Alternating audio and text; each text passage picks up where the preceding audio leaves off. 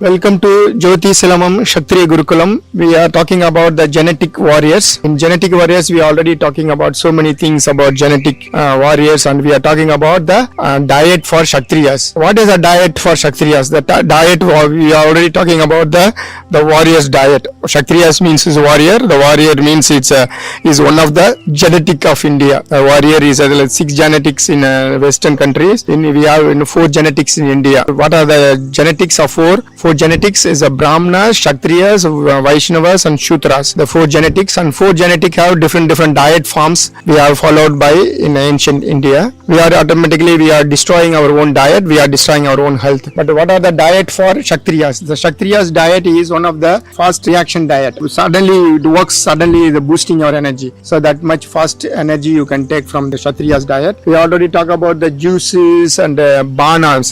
Juice and banam means is one of the liquid portions. It's called magical portions. It's called banam. Banam means is a magical portions. When you drink, you get a brave and strength, everything together. It is the highest vitamin C. So before the war, everyone drink the banam. Banam means called Kambira Banam. Kambira Banam means you can called as you give brave strength from your actions. So even the fear people can't fear for that banam after they drink this banam. That's why it's called Kambira Banam. We talk about the next videos. We talk about how to make Kambira Banams. When you Kambira Banam means a high vitamin C drinks. In ancient times, in 10,000 years old, we are taking a high vitamin C drinks. We found it in a Kshatriya's diet. It's one of the ancient diet, but also it's a healthy diet and a fast reaction diet. If you drink banams, if you drink a juice or meats, everything, it will be fastly body will react through that whatever the diet you followed. So that is a diet. We'll tell you how to process the banam first and then liquid process. After we taking the herbal medicinal process and cooking process, we talk about the Kshatriya's type of foods. If anyone have doubts, you write about it. Thank you.